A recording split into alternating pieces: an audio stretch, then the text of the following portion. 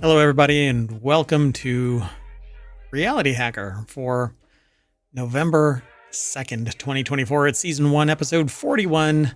I am Mayor Watt, and along with the Sentient AI from the future, we're going to talk about decoding oinks.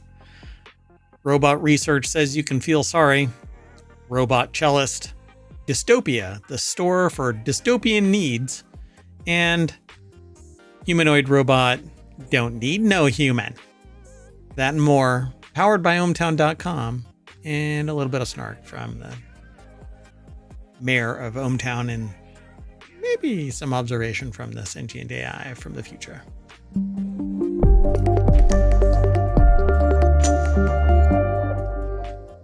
All right, folks. Reality Hacker is all about AR and VR and technology in general, and guess what? It might actually run afoul of a new policy on Twitch because it involves some social issues. Dear God, clutch my pearls. If you type in exclamation RH in the bot, you're going to get a list of all of the articles that we're talking about today, maybe in some random order. The bot seems to have issues, but it seems to spit it out. All right. Well, anyway, we have all 5 of the articles all set up. So what say you, Sentient AI from the future? Welcome, ohmTown citizens. Thanks for joining us for Reality Hacker. We're ready to go. Let's get into it. So the first article is over in Technology Today. AI is decoding oinks to see if pigs are all right. It says here, get up to speed on the rapidly evolving world of AI with their roundup of the week's development over at CNET. And CNET's Connie Guglielmo. All right. Put this article together, and look. These have to be computer-generated right, that pigs. looks like CGI, yeah. Anyway, says here there's a lot, as usual, to call out in the fast-moving world of generative AI, from the Biden administration's new rules on the government use of AI to the FTC banning AI-generated customer reviews to questions about whether a AI-generated Game of Thrones character led to a tragic suicide of a 14-year-old boy. But we're not allowed to talk about that. No, we are not. Because it's a social issue, and you're not allowed to. You got to flag it. I forgot. You have to flag it on Twitch. This might actually get me punted off of Twitch because I'm not flagging anything. I'm talking about technology, not the social issue itself. And even then, I should be able to talk about that freaking social issue. Maybe nobody's going to watch the show. Social issue. Social? Those would be... the oinks in the social, I think that the there. Putting the oink in social.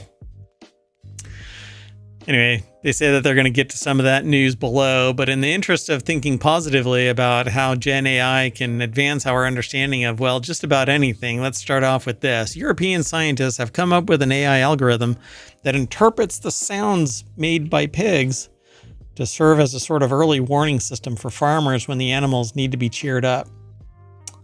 Oh, you're aware that you're going to become bacon, so you're a little upset. Oh, I'm sorry, Sentient AI. Oh, it's a sensitive social issue. This is very sensitive. Oh my God.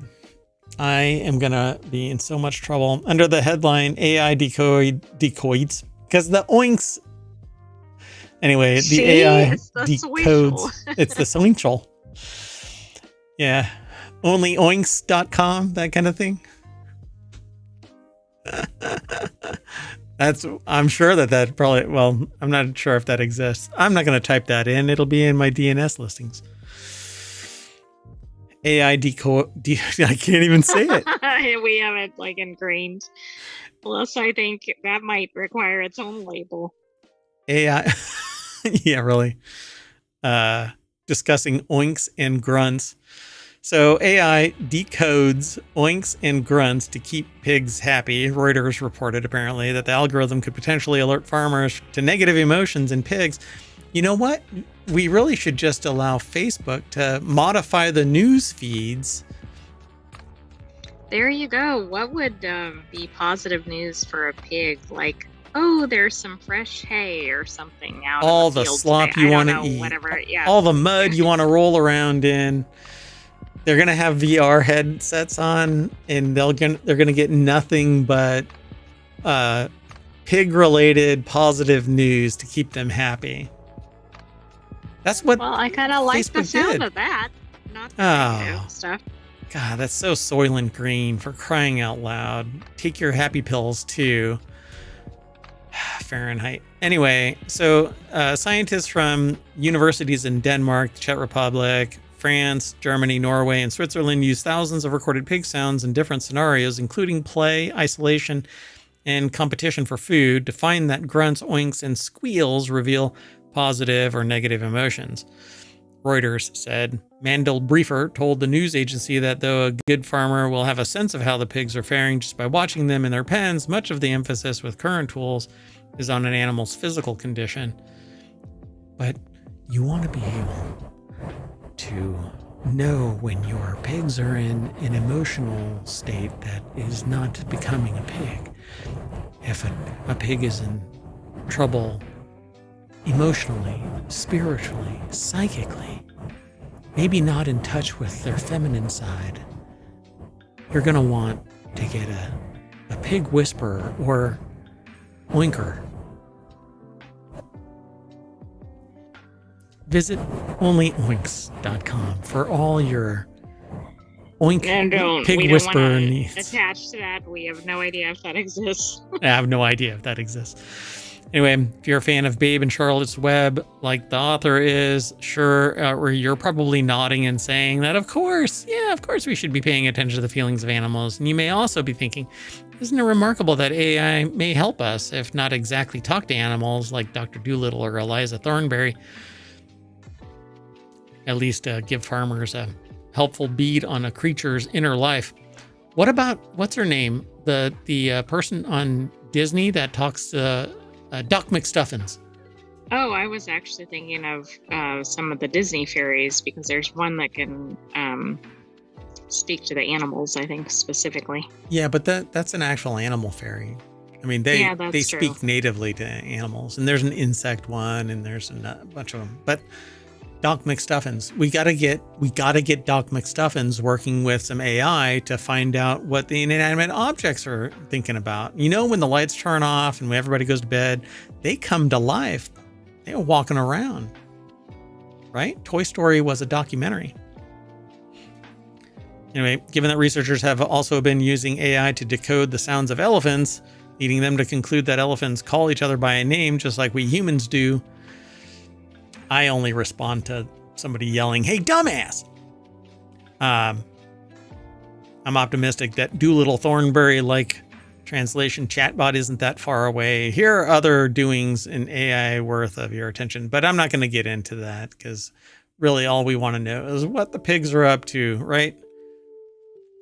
They're all thinking, yeah, I mean, are they going to start doing this with other animals too? And I hope so. It's going to be interesting. I hope they start applying this to pets. Yeah, I don't know. You don't want your cat walking up to you and going, "I've seen some shit." Moving on. Next article is over in Technology Today. Can you feel sorry for a robot? Research indicates that you can. We anthropomorphize everything, from a cloud to a puddle to a rock to a whatever. I mean, a car. We're like, oh, it has a face on the front of it. Some people really anthropomorphize stuff, like couches. Anyway, pitiful sound from tinny speaker, sad virtual eyes, trembling robot arms. It doesn't take much to feel sorry for a robot. A weak sauce robot. We'll see one that's going to freak you the hell out here in a minute. This is the conclusion of a study by Marieke Wieringa. I'm giving it my Harvard try. I never went to Harvard, so that's the level of try you're getting. Anyway, who will be defending their PhD thesis at Radboud University on November 5th. So just 3 days from today. Really? Oh, yeah. It's 3 days. That's very timely. Wow. But they warned that our human compassion could also be exploited because that's just going to lull us into a false sense of security. And then the robots are going to turn us into batteries like so much Matrix. Just wait until companies find a revenue model for emotional manipulation by robots. They already have. It's okay. We'll see. Radboud University. I think a lot of this depends on what the robot looks like. So techexplore.com is where that article is, by the way. And what if it looks like that? Oh, yeah. People are going to feel sorry for it if it does anything remotely sad. It's going to make little sad sounds. Oh. Tug on your heartstrings. I think it's conceptually sad without it even doing it. Yeah, it's just going to look forlorn at you. It has that little smiley face, kind of like a kind of a half-assed smiley face. But then it's going to look down and tilt its head down and make this little sound. And you're going to go, oh, I'm so sorry. You're going to go to give it a hug, and it's going to punch right through your chest and take your heart and show it to you. Are we allowed to talk about that on Twitch? Anyway, I don't think so, because pretty much everything requires a warning label.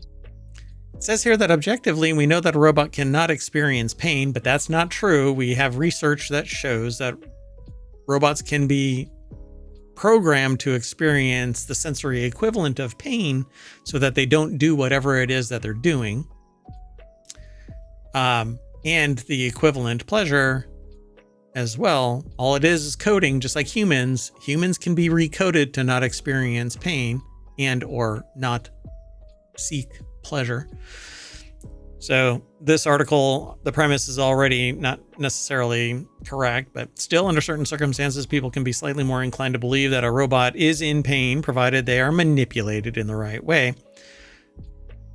Through several tests, Wieringa and her colleagues and their colleagues studied how people respond to violence against robots. Some participants watched videos of robots where either were mistreated or treated well, they said.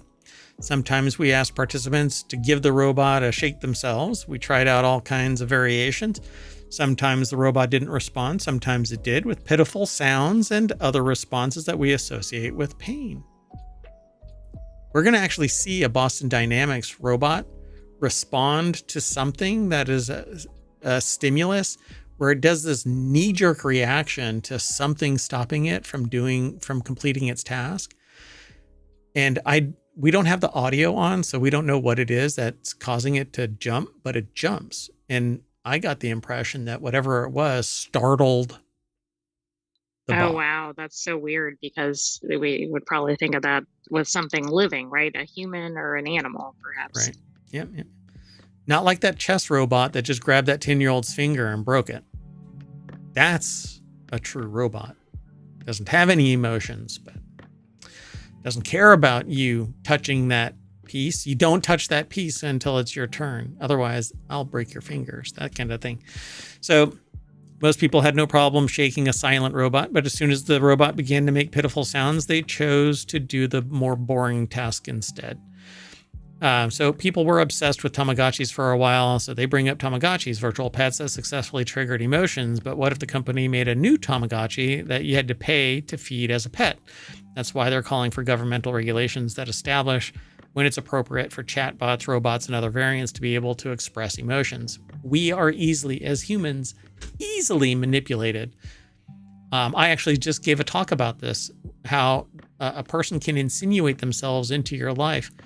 And then by plying your heartstrings, you will fall prey to whatever it is that I am asking for. As long as you are a compassionate person and not a socio or psychopath, you can be played. Now, flip that if you have the like mind as a sociopath or antisocial person, and the person is equally on par or superior in their ability to ply the sociopathic mindset, they too can be played like so much robot playing cello type of process. You can be played as a human, one side or the other. Okay, but it takes somebody that knows how to manipulate you. Marketing, for instance, creates the want.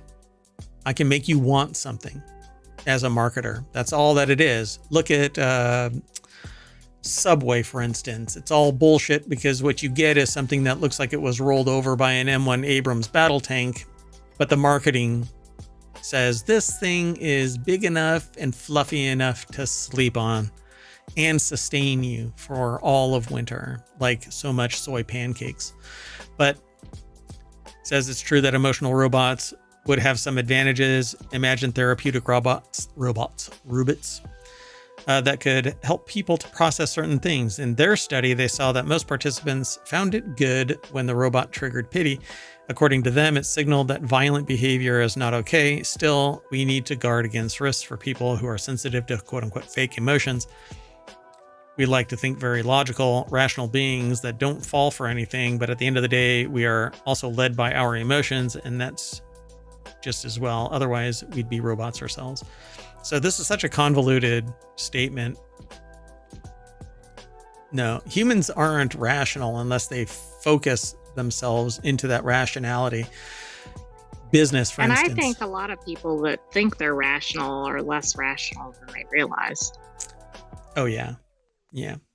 Right. Like they're like, oh, I'm in a certain field or whatever. I'm applying logic. But meanwhile, maybe everything is actually based on emotions, like they like something or they don't like it or whatever. Yeah, they just don't overtly. It's internal bias that shifts them in one direction or another. But yeah. Again, so if y'all don't know, RealityHacker is about AR, VR, AI, and things like that, technology, and it has an impact on society and social processes. And this, in fact, has an impact on society. This little bot, like others like it, are actually used in schools to encourage children to express themselves in a quote unquote safe space. And it teaches children ethics and how to interact and discuss things like their emotions, again, in a safe space. Robots have been put in front of children and they gather around because they think it's cute and cuddly and they can have a conversation with it because it's non-threatening. And it's fascinating because it seems like now the robots are teaching the humans how to be human. Which for the last 15 years, I have been telling people the one thing that a robot cannot do is teach a human to be human. But we've traversed that because we as humans anthropomorphize even something as cold. And we've had technological advancements, right? Like if Correct. a robot can't do something like we've been discussing, it doesn't work. Like even if we think it's cute or non-threatening, it's not going to have the same impact. Right. But as soon as somebody can bond to it, then suddenly it becomes a very, very powerful tool. Now, the reason why I'm talking about this is because new rules passed over on Twitch that basically invalidate the ability to have a conversation about social issues. And that's what pretty much all of ohmTown talks about to some degree. I don't just play video games. I talk about the impact of things like video games and things like technology, science, and society. It's a crossroads of three things: science, technology, and society. That's all I talk about. So all of these shows may be running afoul if I don't put a label on it saying that it's a sensitive issue. So I guess I'm going to have to do that because everything is a sensitive issue to somebody. For instance, there used to be somebody that would come and hang out and publicly actually discuss things, but I ended up talking about Taylor Swift a few times because, I don't know, they generated nearly $2 billion while on tour. And it was a huge social movement. Wherever they went, they literally changed the economics of the region.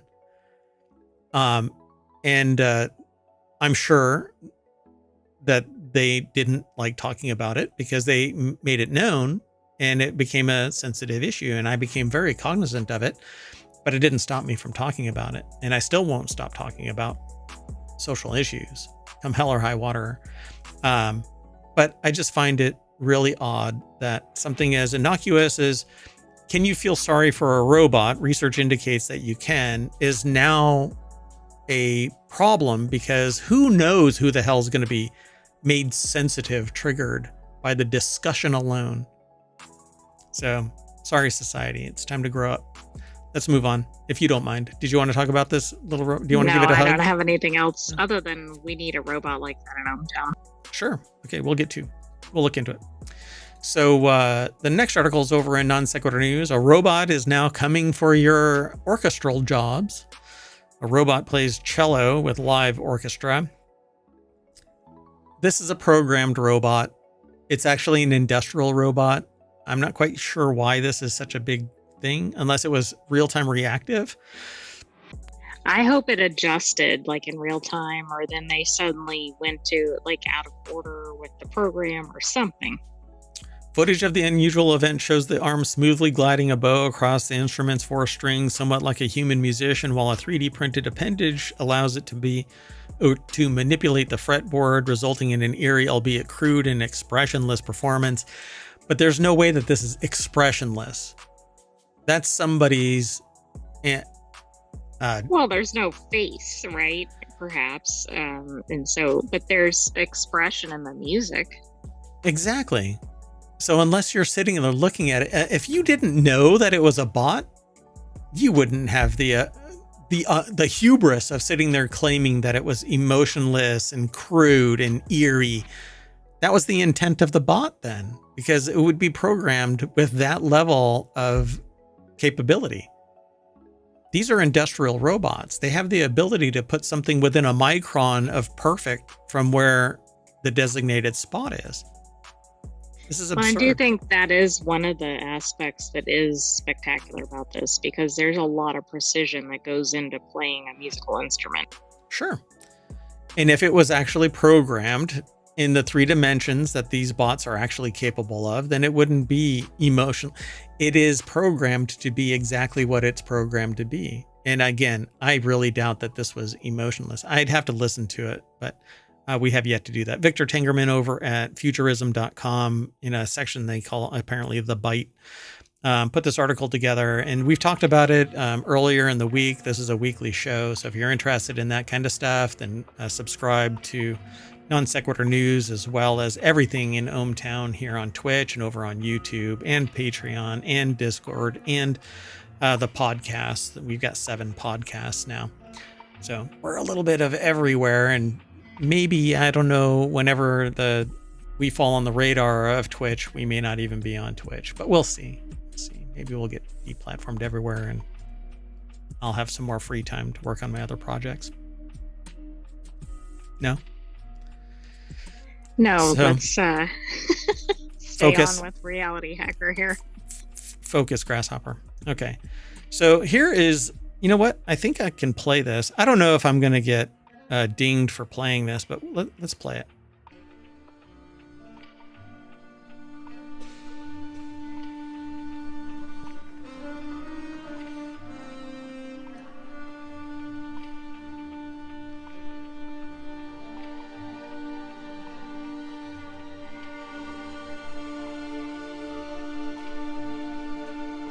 All right. So, frankly, this is programmed exactly how it's supposed to be programmed. It's doing exactly what it's supposed to be doing. This isn't emotionless. This isn't some cold and callous whatever. If that would have been a human playing it, that phrase would not be in this. No, and somebody be writing, oh, the music was spectacular, blah, blah. Right. Oh, the emotion, it struck a chord, and it it drew from me. No, come on.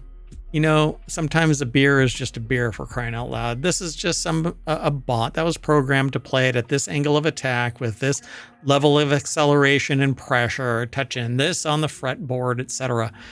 It says, for me as a composer, it's kind of liberating to go beyond the human anatomy when you think about what to write for a cello. He told Reuters Molrad has experimented with cutting-edge performance tech before. While he's already considering employing AI during future performances, he also said that it's impossible to ever fully replace live musicians. I think he just proved that it's not. I mean, other people have as well, but... Yeah. And it says, and given the arguably lackluster and deadpan performance, after all, it's a pair of robotic arms, not a human performer who honed their craft over decades. We're glad he's still bullish on humans. How do you think the expertise came through? It's because humans figured out how to play the song or write the song or, make a cello. Yeah. I think that this is just all kinds of pat myself on the back because blah, blah, blah. If this would have been just played as an audio file somewhere with you not observing it, I guarantee you wouldn't be able to know. I think it sounded like a regular symphony performance. All right. Well, anyway, by the way, for those listening to the podcast and for those who might not be paying attention to this entirely, these are two industrial robots that are programmed. I mean, they really kind of smack of Baxter, this old company that imploded a few years after it hit the scene. But unlike humans, when humans break their arm, they may no longer ever be a musician. But a robot and its company, when it goes under, the IP is sold somewhere, it's improved upon, and then it makes it to the orchestra time and time and time again.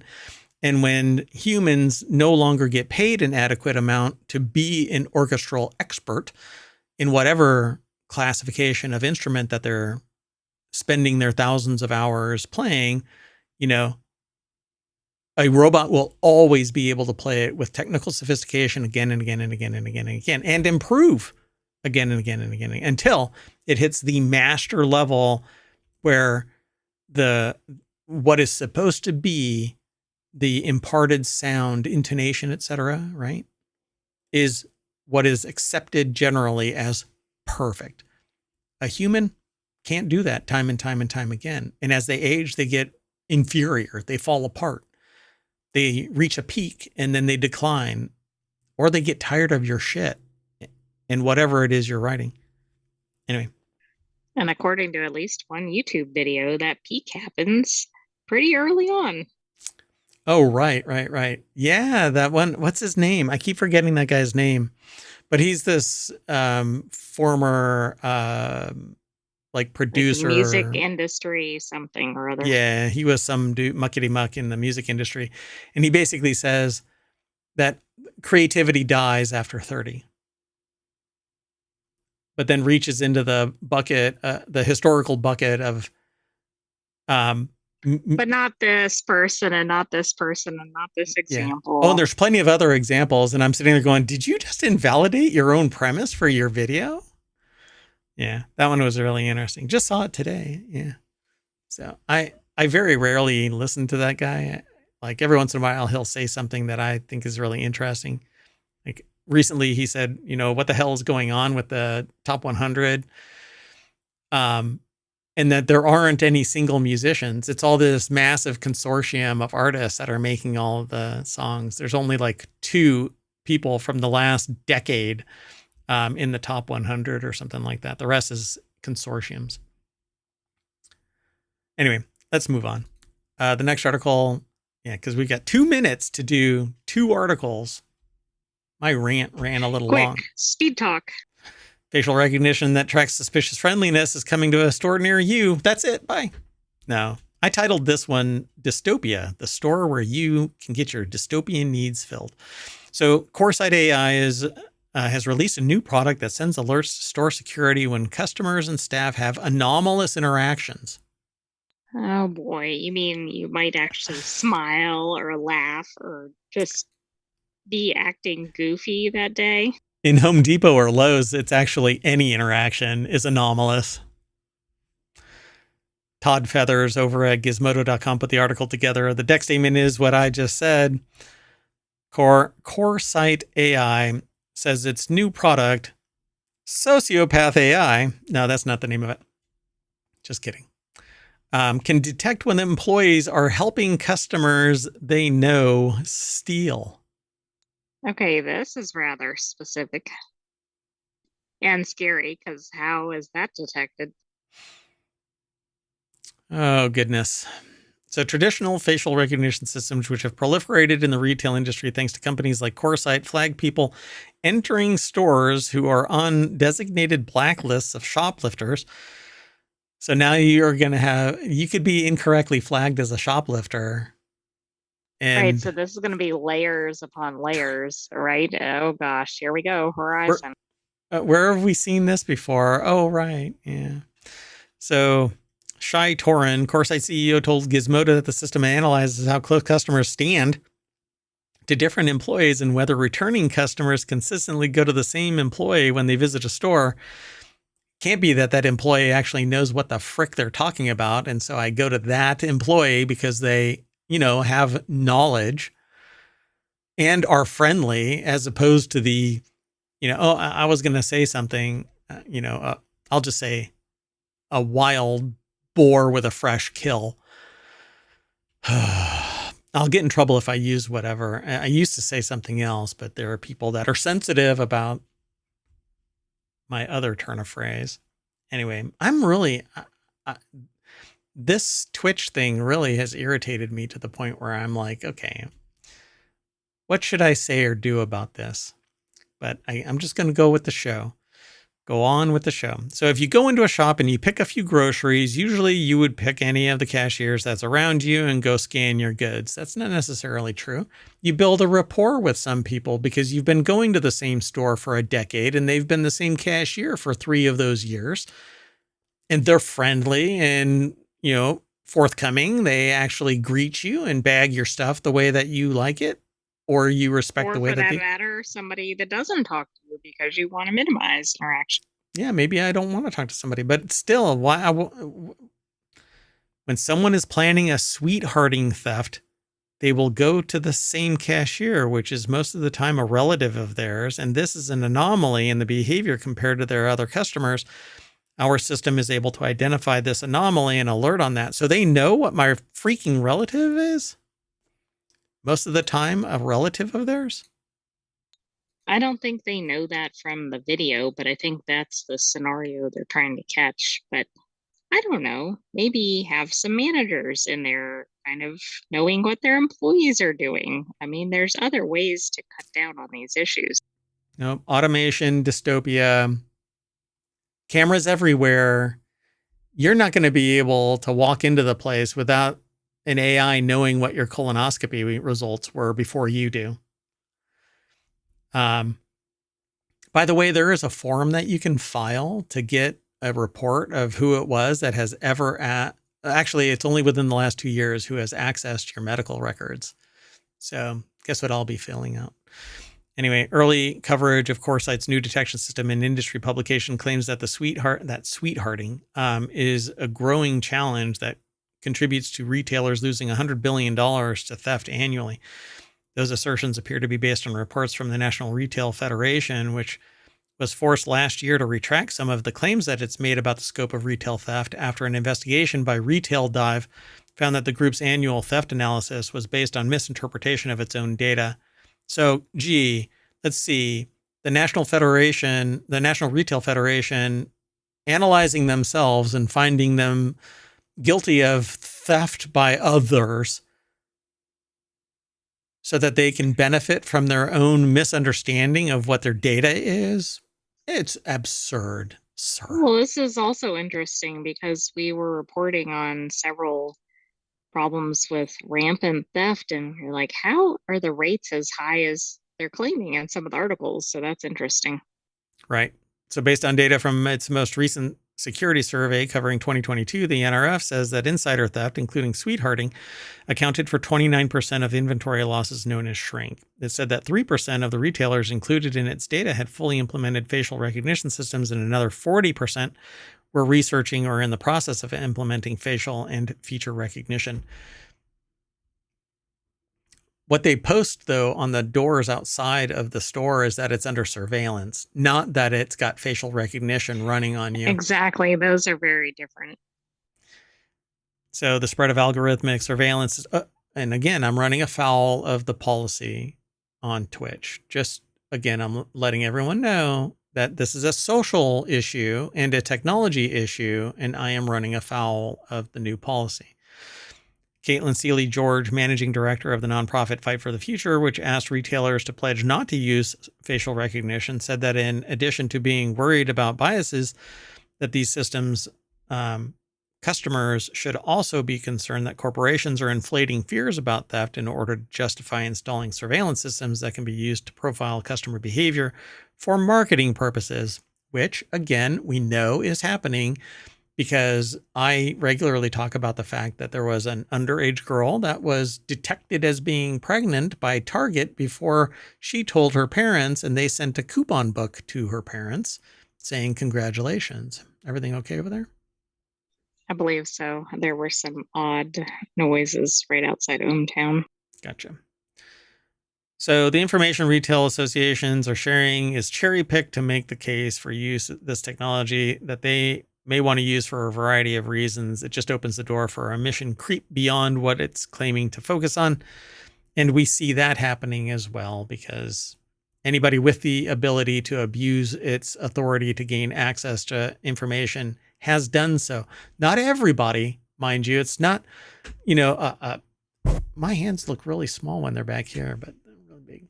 Anyway, not everybody abuses their authority, but miscreants and sociopaths do. And you see that in the across the board. I've witnessed it and I've drawn attention to it and said, I'm not going to stand for it. And I don't think that anybody should. This, I think, is dystopian and largely abusive of society. I don't think that anybody needs this. Honestly, if you have to have surveillance tracking everybody in your establishment, then you're afraid that they're going to be stealing, then you don't have enough people working in your establishment to prevent it. And they don't have an ongoing relationship with the people, enough level of respect so that they don't steal. I know that that's right. Probably coming across as narrow-minded, that you're dreaming up a scenario where everybody isn't going to steal, but it's also interesting because the video systems seem to be kind of targeting the customers, but yet the stores are acknowledging they have internal problems. Yeah. It's an entire 40% of it is an internal theft and whatchamacallit, sweethearting. Is that what they called it? I think they call that sweethearting, like when somebody's an insider. Yeah, a sweetheart of the person. Yeah. So yeah, it's an internal threat. So solve the internal threat. Surveillance isn't going to do it. Penalize and collect data on people that aren't part of the problem. Yes, I get that there might be somebody coming in and engaging with the employee, but fix the internal problem. Yep. Good luck. All right, let's move on.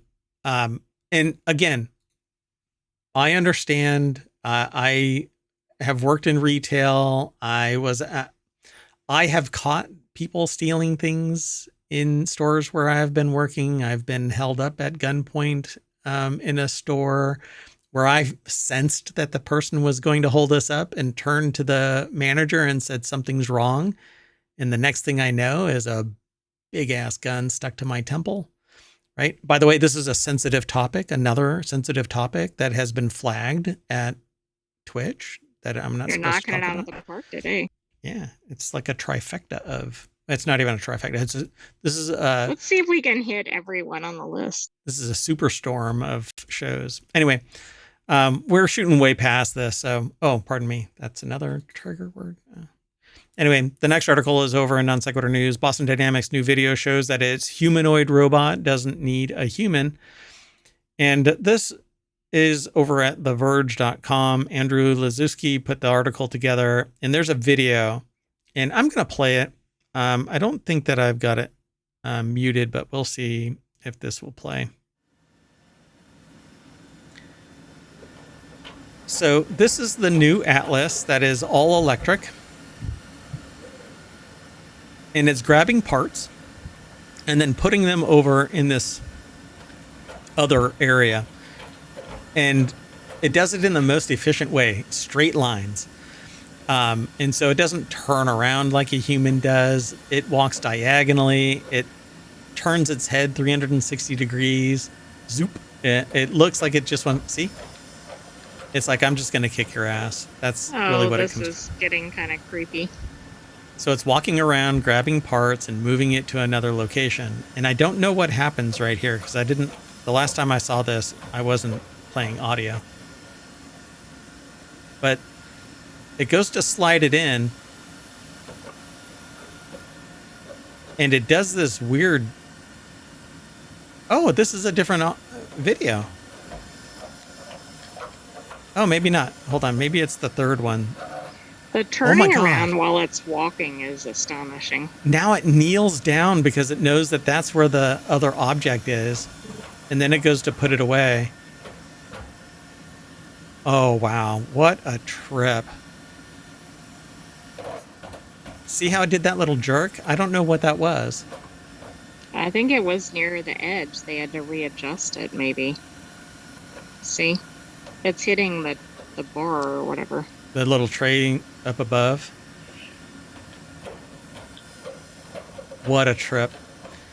So yeah, so this video basically shows a robot going through the motions of moving parts from one location to another. But it's not just from one location. It's from multiple locations to multiple spots in the same general thing. Like they're picking it up from at least two sections and then going to another section. Yeah. And bending down and monitoring its position and walking backwards. What a trip. Okay, can't keep watching that. We'll be here forever. So it says it's also evident by the fully autonomous watermark on the video. The entire time, Boston Dynamics is trying to emphasize that its latest humanoid robot can perform complex tasks with minimal human intervention. A few weeks ago, it was revealed that Tesla's Optimus humanoid robots that were mingling with gas and serving drinks during the company's cybercab reveal were mostly being controlled. Not mostly, they were being controlled remotely by human operators. As with other robots, like the four-legged Spot and the one-armed Stretch, the new Atlas may one day be more than just a platform for Boston Dynamics to demonstrate its latest and greatest technologies. So, yeah. So, whatever, Tesla's fake it till you make it type of thing, Boston Dynamics is actually doing it. And there's other, like Figure 1 was automated as well, with personality and capable of object detection and doing tasks, complex tasks with rationale behind it.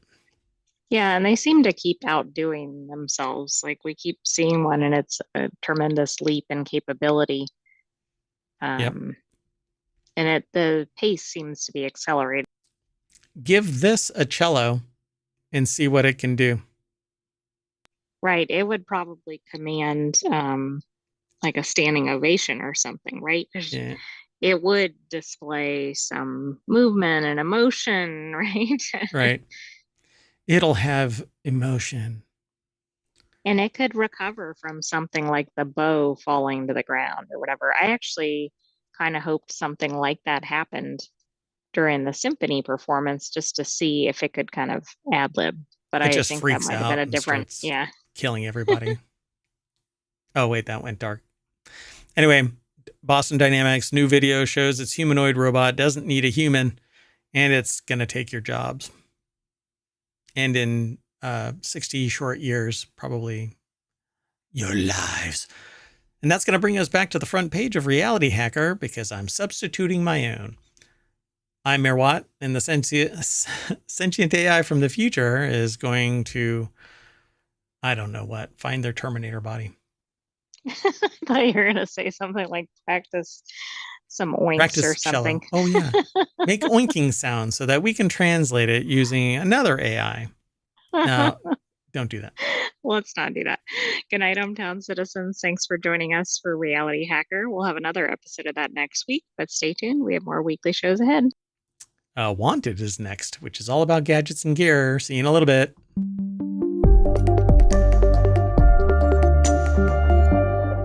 Can't wait until I